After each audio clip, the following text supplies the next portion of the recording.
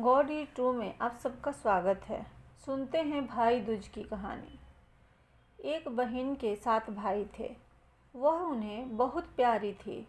उसका पति अपने माँ बाप का इकलौता बेटा था, जिसके होने पर की गई मनौतियों को पूरा न करने से देवता अप्रसन्न थे। क्रुद्ध होकर देवताओं ने पुत्र तथा पुत्रवधू को मार डालने का निर्णय किया। उस बहन को किसी तरह इसका पता चल गया। उसने भावी जीवन में आने वाली दुखों की कल्पना करके उपचार के तरीके सोचकर अपने भाइयों से ससुराल जाने की जिद की। यद्यपि वे बिना बुलाए नहीं भेजना चाहते थे, पर बहन के न मानने पर वह डोली सजाकर भेज दी। उसने अपने पास दूध, मांस तथा ओढ़नी रख दी। थोड़ी दूर जाने पर देवताओं के प्रकोप से डोली का रास्ता सांप ने रोक लिया। बहन तुरंत दूध सांप के सामने रखकर आगे बढ़ गई। थोड़ी दूर और आगे जाने पर उस पर शेर झपटा तो उसने मांस फेंक दिया। शेर मांस में रुचि लेकर खाने लगा और कहार डोली लेकर आगे बढ़ गए। रास्ते में यमुना जी थी। ज्यों ही कहार डोली को यमुना से पार कराने लगे, यमुना ऊंची लहरें उठाकर डोली को आत्मसात करने लगी। बहन ने ओढ़नी समर्पित कर यमुना की लहरों को शांत कर दिया। नववधू को बिना बुलाए घर पधारी पाकर ससुराल वाले आश्चर्य में पड़ गए। बहन ने आदेश दिया कि उसके गृह प्रवेश के लिए घर के पिछवाड़े फूलों का दरवाज़ा बनवाया जाए। दरवाज़ा बना। ज्यों ही वह पार करने लगी, द्वार उस पर गिर पड़ा। फूलों का द्वार होने के कारण चोट न आ पाई। घर में प्रवेश करके उसने सबसे पहले स्वयं खाना खाने का हठ किया। खाना खाने लगी तो खाने में सुच्चा कांटा मिला, जिसको उसने डिबिया में सहेज लिया। शाम को घूमने का समय आया तो सबसे पहले उसने ही जूता पहना। जूते में काला बिच्छू था। उसने वह भी उसी डिबिये में सहेज कर रख लिया। रात हुई तो उसने जिद की कि पहले मैं ही सोऊंगी। बहू का हर काम के लिए पहला करना यद्यपि किसी को अच्छा नहीं लग रहा था, पर परिस्थिति वह सब हो रहा था। सोने के कमरे में उसे काला नाग मिला। उसने उसे भी मार कर सहेज लिया, फिर पति को शैया पर सुलाया। इतना सब करने के पश्चात उसने अपनी सास को डिबिया खोलकर सूचा काटा, बिच्छू तथा सांप दिखाकर कहा, मैंने तुम्हें पुत्रवती किया है, अर्थात स्वयं कष्ट सहकर तुम्हारे पुत्र के जीवन की रक्षा करके अपने सुहाग को नया जीवन दिया है। ये सब कष्ट देवताओं के रुष्ट होने के कारण उठाने पड़े हैं। भविष्य में कभी मनौती मानकर पूरा करना न भूलना। इतना कहकर 7 भाइयों की परम प्यारी बहन भाइयों के साथ पीहर लौट गई और सास ने देवी देवताओं का पूजन करके भाई बहनों के प्रेम की प्रशंसा तथा उनके खुशी होने का आशीर्वाद दिया। सूर्य की पत्नी संज्ञा से 2 संतानें थी, पुत्र यमराज तथा पुत्री यमुना। संज्ञा सूर्य का तेज सहन न कर पाने के कारण अपनी छाया मूर्ति का निर्माण कर उन्हें ही अपने पुत्र पुत्री को सौंपकर वहां से चली गई।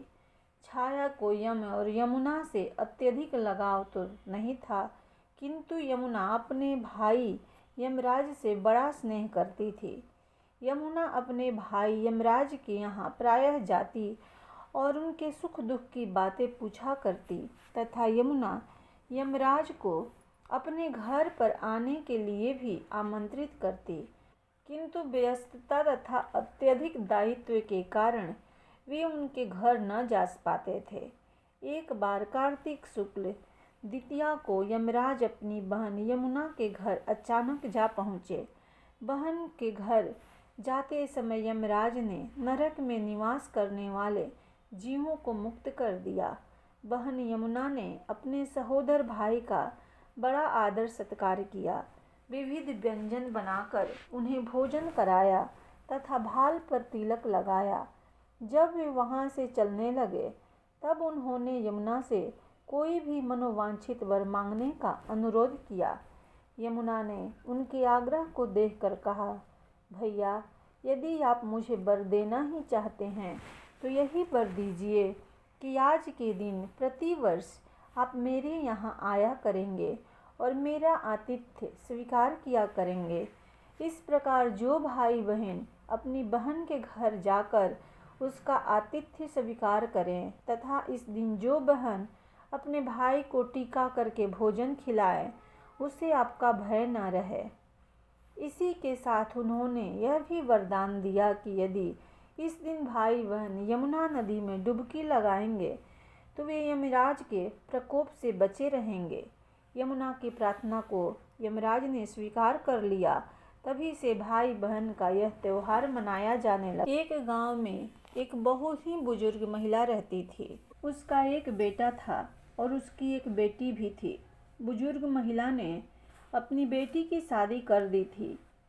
एक दिन जब भाई दूज का त्यौहार आया, तभी उस बुजुर्ग महिला के बेटे ने कहा कि माँ, मैं अपने बहन के घर टीका करवाने के लिए जा रहा हूँ।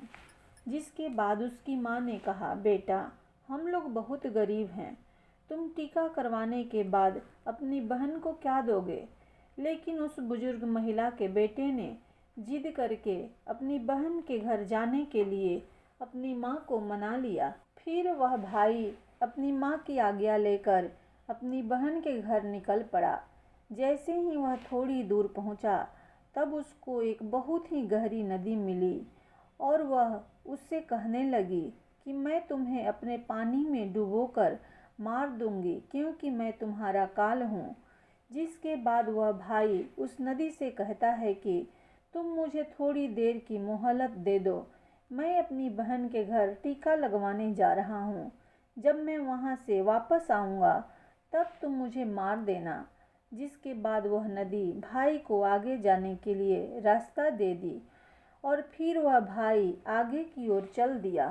थोड़ी दूर पहुँचने के बाद उसको एक शेर मिला जो कहा, मैं तुम्हें खा जाऊँगा। इसके बाद वह भाई शेर से कहा कि अभी नहीं, मैं अभी अपने बहन के पास टीका करवाने जा रहा हूँ। जब मैं लौट कर आऊँगा तब तुम मुझे खा लेना। फिर वह शेर उस भाई को आगे जाने के लिए रास्ता दे दिया। फिर जब वह भाई आगे की ओर बढ़ने लगा तो कुछ दूर पहुँचने पर उसको एक सांप मिला। वह भी भाई से कहा कि मैं तुम्हें मार डालूँगा। वह भाई उस सांप से कहा कि मैं अभी अपनी बहन से टीका करवाने जा रहा हूँ, जब मैं लौट के आऊँगा तब मुझे मार देना। वह भाई आगे की ओर चला गया और थोड़ी देर में अपनी बहन के घर पहुँच गया।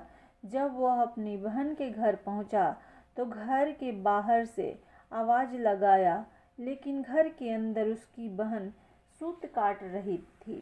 सूत को काटते वक्त उसका धागा टूट गया और वहाँ के लोगों की यह मान्यता थी कि अगर सूत काटते वक्त धागा टूट जाए तो बाहर कोई भी बुला रहा हो, वह बिना आवाज़ करे और बिना धागा को जोड़े चली जाए तो वह व्यक्ति मर जाएगा। वह बिना आवाज़ किए धागा जोड़ने लगी, लेकिन जब भाई की आवाज़ लगाने पर भी उसकी बहन नहीं आई तो वह वहाँ से जाने लगा। तभी उसकी बहन उस धागे को जोड़कर तुरंत अपने भाई के पास आकर उसे रोकी और उसको अपने घर के अंदर ले गई। वह बहन अपनी पड़ोस में रहने वाली महिला के पास गई और उससे पूछी कि भाई दूज के दिन क्या बनाया जाता है। तब वह महिला उसको बताई कि तुम तेल में अपने चूल्हे को लीपो और घी में चावल पकाओ। वह बहन घर जाकर पड़ोस के द्वारा बताई हुई चीज़ों को करने लगी और तभी उसका भाई उससे कहा कि बहन, मुझे ज़ोरों से भूख लगी है। लेकिन उसकी बहन पड़ोस की महिला की बातों में आकर काम कर रही थी। जब उसका भाई रसोई में जाकर देखा तो वह अपनी बहन से कहा कि बहन, तुम बहुत भोली हो, जिसके कारण तुमको लोग पागल बना देते हैं। तुमने कभी घी में चावल पकते हुए देखा है और तेल से कभी चूल्हे को लीपा जाता है?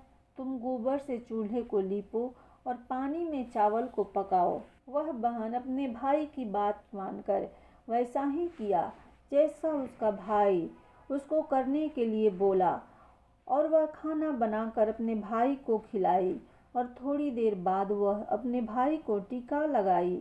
जब उसका भाई अगले दिन वापस अपने घर जाने के लिए कहा, तब उसकी बहन अपने भाई के लिए रास्ते में ले जाने के लिए कुछ लड्डू बनाकर दी कि इसको रास्ते में भूख लगे तो खा लेना, और उसमें से कुछ लड्डू अपने बच्चे के लिए भी बचा ली। जैसे ही उसका भाई चला गया और उसकी बहन के बच्चे जब खाने के लिए जिद करने लगे, तो वह अपने भाई के लिए बनाए हुए कुछ लड्डू जो अपने बच्चों के लिए बचा लिए थे, वह अपने बच्चों को दे दी। और तभी उनके बच्चे की नज़र उस लड्डू में पड़ी जो एकदम से नीले हो गए थे। जब वह जाकर रसोई में देखी तो उसको पता लगा कि उसकी माँ ने जो लड्डू बनाए हैं उनमें सांप मर चुका है और उसी से ही हमारी माँ ने लड्डू बनाए हैं। जिसके बाद वह अपनी माँ को जाकर सारी बात बताई, जिसको देखकर वह बहुत दुखी हुई और तुरंत अपने भाई के पीछे भागी। रास्ते में कुछ दूर चलने के बाद उसका भाई उसको मिल गया। वह अपने भाई से पूछी कि भाई तूने लड्डू तो नहीं खाए? उसका भाई कहा कि नहीं, और तभी अपने भाई को सारी बात बताई। उसका भाई कहा कि तुम मेरी आज तो जान बचा ली, लेकिन तुम मेरी जान कब तक बचाओगी? और वह अपनी बहन को अपने साथ हुए रास्ते में सभी चीज़ों के बारे में बता दिया। उसकी बहन अपने भाई को अकेले नहीं जाने दी और उसके साथ जाने के लिए बोली। उसका भाई अपनी बहन को साथ जाने के लिए मना किया, लेकिन उसकी बहन जिद करने लगी, जिसके कारण उसके भाई को उसे अपने साथ लाना पड़ा। कुछ दूर चलने के बाद जब बहन को प्यास लगी तो वह अपने भाई से बोली, भाई मुझे पानी पीना है, बहुत ज़ोरों से प्यास लगी है। उसका भाई बोला, यही पास में एक तालाब है, रुको मैं जाकर तुम्हारे लिए जल लेकर आता हूँ। वह अपने भाई को तालाब में जल लाने के लिए नहीं जाने देती है और स्वयं ही अकेले तालाब के पास जाती है। जब वह तालाब के पास पहुँची तब उसको एक बुजुर्ग महिला मिली। वह बुजुर्ग महिला को तालाब के पास देख उसकी बहन उससे पूछी, आप कौन हैं? जब वह बुजुर्ग महिला बताती है, मैं एक भाई का इंतज़ार कर रही हूँ, उसकी बहन ने एक सांप को मारा है जिसके लिए मैं उसका काल बनकर बैठी हूँ। उसकी बहन उस बुजुर्ग महिला से अपने भाई की जान बचाने के लिए पूछती है।